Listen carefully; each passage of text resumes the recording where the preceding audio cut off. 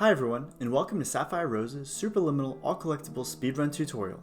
I'm Sam Wise, and in this video, we'll be going over the level Labyrinth. Whether you're just aiming to find all the hidden collectibles for the first time, or trying to get involved with the speedrun, this guide will show tips and tricks to help you get started. Labyrinth is a tough level for players of all skill levels, containing a number of precise tricks atop the already difficult audio skips at the beginning of the level.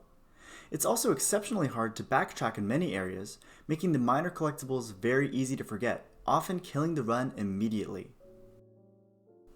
If you aren't familiar with the lab audio skips, check out my glitchless tutorial on my channel. It's a way to jump over dialogue triggers to save about 20 seconds in total.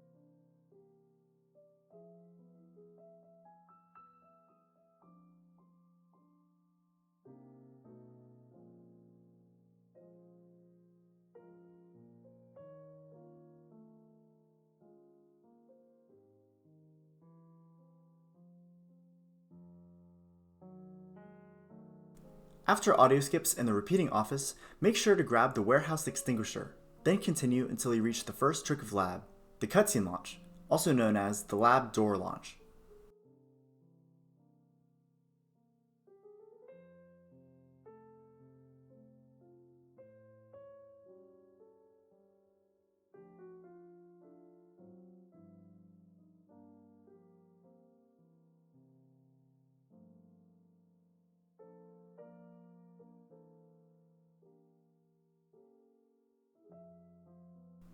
This launch abuses the scripted door falling in Labyrinth to launch you up into the sideways hallway with the red pawn. To do this, make sure you're correctly lined up beneath the door like this. Hold W and click the door to launch. To get into the hallway, you have to jump off the bottom ledge of the doorway to be able to ledge grab into it. To achieve this, you can either mash the jump button or simply use one well-timed jump. Just choose whatever works for you. The more time you spend setting this one up, the more likely it is to work. Additionally, spending more time setting up is far smaller time loss than failing the trick entirely. The alternative is simply to use the door after it falls as a ramp to get up. This can be quite precise, but there are a couple of reliable setups, including the one shown here. The main thing to keep in mind here is to not be too close to the wall, since that will cause the door to fall flat. Pay close attention to the angle that Sapphire uses here.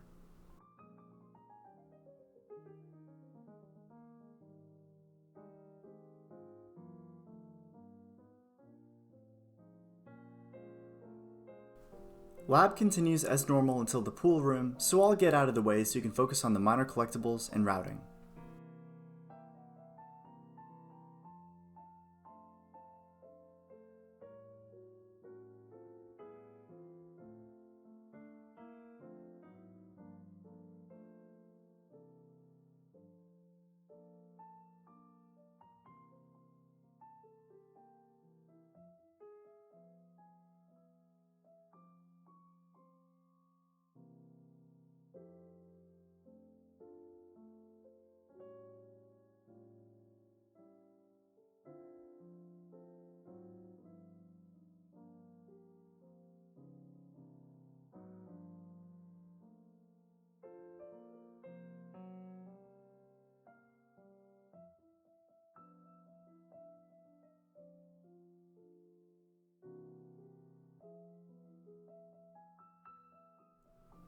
Despite the name, this trick comes in two halves, a slide launch and then the worst jump in any Superliminal category ever itself.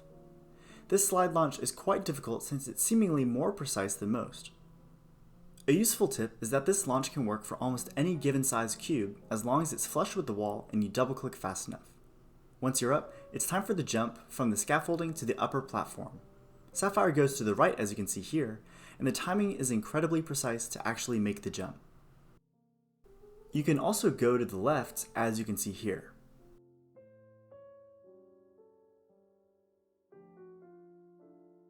Due to the incredibly precise nature of this jump, it's hard to say for certain which side is better, though anecdotally the right side seems to have more success than the left. If you find that you can't get the jump at all, your best alternative is to turn around and grab the cube you just launched with, then place it down in front of the wall and progress normally. This pair of tricks is really hard, so don't feel particularly bad if you're not hitting them regularly. This strat is yet another box jump glitchless alternative. Let's see how it's done.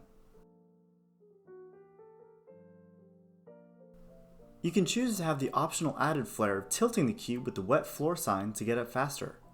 It also completely circumvents the need for the worst jump in any Superliminal category ever.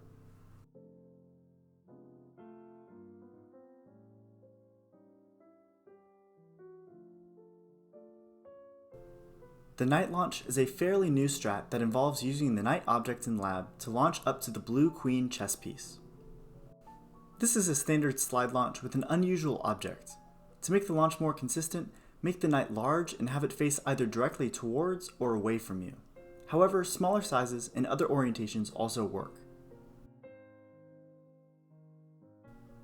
Sapphire recommends doing the glitchless alt strat for this one until you intend to try for 26 or better. This alternative is just using the Knight to jump glitchlessly up to the piece. Note that jumping up the back or front of the piece has a far higher success rate than jumping up the sides.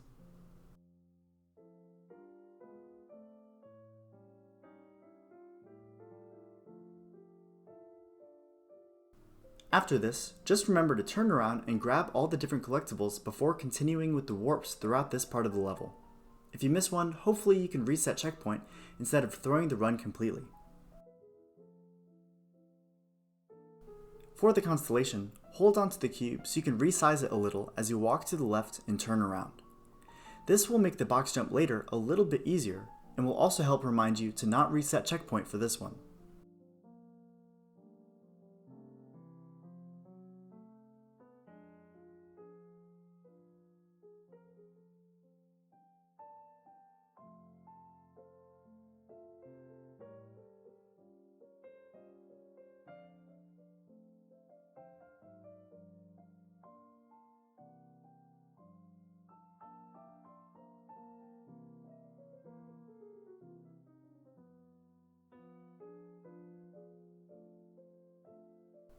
For this alarm, once you turn around and go back to get it, use reset checkpoint to skip having to walk back.